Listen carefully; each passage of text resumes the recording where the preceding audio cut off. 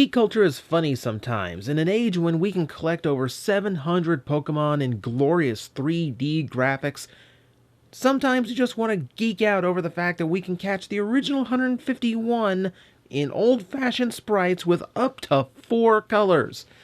Everyone is going nuts because the original Pokemon games are back, so we're going to kind of celebrate it this week and go through the D-arts that have been collecting dust on my shelves, so we can go ahead and talk about them one by one for random review this week, starting with the icon of Pokemon Red, Charizard. Now, of course, this does not really apply to my usual format, since it doesn't make a lot of sense to go from element to element, detail, articulation, gimmick, etc. So we're just going to tour the toy overall and see if we can't get you in and out of this video nice and quick like. So as you can see, he's entirely cast in orange plastic. It's a very vibrant shade, very appropriate for the fire flying type. Extremely nice look. And you can see a lot of shading going on, a lot of little airbrushing going on throughout him to give just a little bit more of an organic look. You can see a little bit around the shoulders, a little bit on the arms. It's the back of the wings. Look at that. That's where you can really tell. Lots of subtle airbrushing going in just to give it a little bit of shade and a little bit of a more lifelike feel to it altogether. Proportionally, he's pretty spot on. Charizard is rather dumpy and heavy in the base, and he certainly fits that bill just fine. One thing to note, he definitely has one of the largest tails of any of the Charizard toys I've seen, much closer to anime depictions than the games would be sometimes. So that's nothing bad. That actually does give him a leg up. One thing about him that you probably noticed by now, he is designed for articulation. Now, how successful that is, we will get into here in a bit. What it does do, however, is expose a lot of slots and cuts all over the plastic of the toy, which gives it this very segmented look, especially in larger segments like the tail and the neck. This is just kind of an unfortunate thing, and every toy kind of goes along with that. It's the cost of having articulation. You either go for form or function, and this one's definitely going for function. It just stands out a little bit more here than your standard action figure because it's supposed to be such a solid, like, uniform design. Like, it's supposed to look big and fleshy, and that's not quite the look accomplished here. But c'est la vie. Let's take a look at the articulation bit by bit, and we'll start at the head, where his eyes have been nicely painted in. Very fierce look. Does lean much more to the anime's depiction of him rather than any of the original games. You have a little bit more paint there for the nostrils as well as the exposed teeth. So Charizard looking quite nice here. Do like the 2 horns, done up very well. Now for articulation, we start with the jaw, where opens up nice and wide. Also, it's not enough that the jaw opens so wide and the teeth are exposed now and fully painted. The tongue also articulated. Now it's on a ball joint, so that's about as high up as it can go, which is a little bit more to the realistic, but it does give you a little bit of personality when he does open his mouth, where you just go, oh, actually closed right up. That's weird. I got peanut butter in my teeth. It's not coming out. During the course of that, you probably heard something hit the ground there. That was that. Yeah, we're going to get into that once we get to the tail section. Hang on, where did that go? That's embarrassing. Yeah, we're going to tell a little bit about that once we get there. So let's continue on with the articulation. The neck itself has a universal joint there at the base of the neck, as well as, well, top of the neck, I guess. And then down here and down here with the ball joints, which does give him quite the range of motion. And the motion up here is nice and solid. He can look up, turn to the side. He can replicate a lot of the poses from the classic artworks. Also has this nice little thing where he can actually get a good head tilt going on.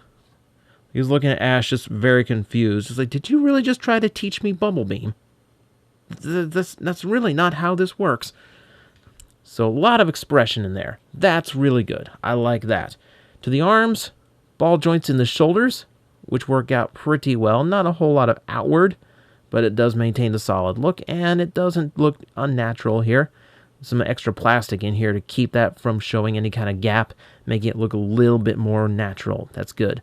Bicep rotation, a universal joint there at the elbow, so a little bit more rotation and a nice bend. Ball joints at the wrists, which create this nice little three-clawed effect. Not too bad, not too shabby. Toward the wings, let's go for the wings. There is a ball joint to the back, connecting them to the top of his back, and unfortunately, because of the way that these are shaped, the wings cannot go too far back. Number 2. Keep count at home. So this kind of upset me because I wanted to sweep the wings backward, especially because I have to store these in shelves, and these don't cooperate in shelving like that. But on the upside, the ball joint does mean the wings can go up and down just like so. They look quite cool, just kind of like upward and menacing like that. I do like that a lot. And then we have down here when he's low and Ash will not give him a hyper potion or anything. Just stick it out, Charizard. One more fire blast. Just get it to hit this time and we'll be okay. But the real jointage is here in the wings where there's 2 hinges, small and large, which do allow the wings to sweep back quite a bit. You get about that much range going down, going up, and then going down, about that much range, which actually allows him to tuck up into his wings quite nicely, as if kind of roosting or resting. That's a nice little thing you can do. I do enjoy that. You will notice the blue is really dominant on the wings and very, very heavily painted. Again, there's some variance in there to give it a more natural look. A lot more detail, and it brings out the shadows and the edges here, which gives it a little bit more of a realistic feel. What does not work, unfortunately, is that means the hinges have to be painted, and it does expose the plastic on some bends, which is unfortunate. And this one is really bad because you really don't have to bend it far before it shows. You know, pretty much any level of bending is going to expose that orange plastic. 3. Beep. So that one, a little bit unfortunate, but the alternative was to paint the entirety of the wings orange and then mold them in blue. So it's one or the other. You're going to have hinges that expose some plastic. That's just how it goes. So the yellow underbelly that goes all the way through the tail section, we're going to go down to the hips. And the hips have a squeak to them. On mine, it's a little bit tight in there. Hasn't broken or anything, so give it that.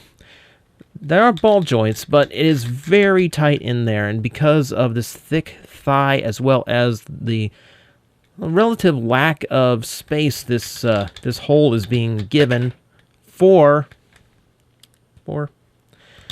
there's not a whole lot of like outward motion you can do. Up and down is fine. So on the downside, not as a negative, but like on the legs downside, you can replicate things like his pose from the Pokemon card game, the original one that everyone wanted, and I had. I got it out of a pack. It was a pack that cost $8 at Sears, but hey, I didn't have to trade for it. But you can also get a good flying pose out of it by putting the legs as far back as you can. So you're covered in both directions. Flying Charizard. Please don't let it thunderstorm. Rain and lightning at the same time would be like the worst thing right now. Let me get him back to a standing position. So you can have some fun with that. There's also articulation down at the knees, though, again, there's not a whole lot you can do with them. That's about the limit of the motion, which I don't even know if you can make out because there's so little of it. A little bit of rocking in both directions, a slight bit of wrist rotation, but that's not it. That's about it. The ankles, again, ball joints. They can rock a little bit, not too much back and forth. You're mostly rotation, so a lot of hindered joints in the legs. And then we get to all those joints in the tail you probably saw. This is kind of the downfall of the toy itself a little bit. For starters, in order to get all of these ball joints in here, here's one here, here, here, here, and here, you notice these little extra pieces of plastic that cover up that gap between the tail segments. Now, there's only so many segments here, which unfortunately means the tail is kind of hard to get into a round position. This isn't bad, but you can see spots like this where it just kind of goes and then and kind of angles in those directions. So it's a little bit of a give and take thing again. So for the sake of posability, we have to sacrifice a little bit of that look. But every joint has a little bit of motion, so working in tandem, 5. You can actually get a good bend in most directions. The tail can also go straight. It can curl up to a point. Not too much. But pretty much anything you want to do with the tail, as long as it's not too extreme, can be done. The one thing you cannot do with the tail is manage to keep that piece on. Ever since I've owned it, right out of the box, that has been the weakest ball joint I have ever owned. It will pop off at the slightest provocation, and it is really, really frustrating. On the upside, there is this lovely flame that's been molded in translucent yellow and then painted over in that little, that pearl, or what am I looking for? That translucent red paint as well, which gives it this nice multi-layered fiery effect. And you can actually see the little tip of the tail, or at least where it's supposed to be molded inside. That looks quite nice. I do like that effect. So he does have quite a bit going for him in the looks department. A little bit hindered by how many cuts there are for all those joints. And some of the joints not too effective, but hey, they are there if you want them. He does have a little bit of effect part to him, sans gimmick or swappable hands or heads or anything like that.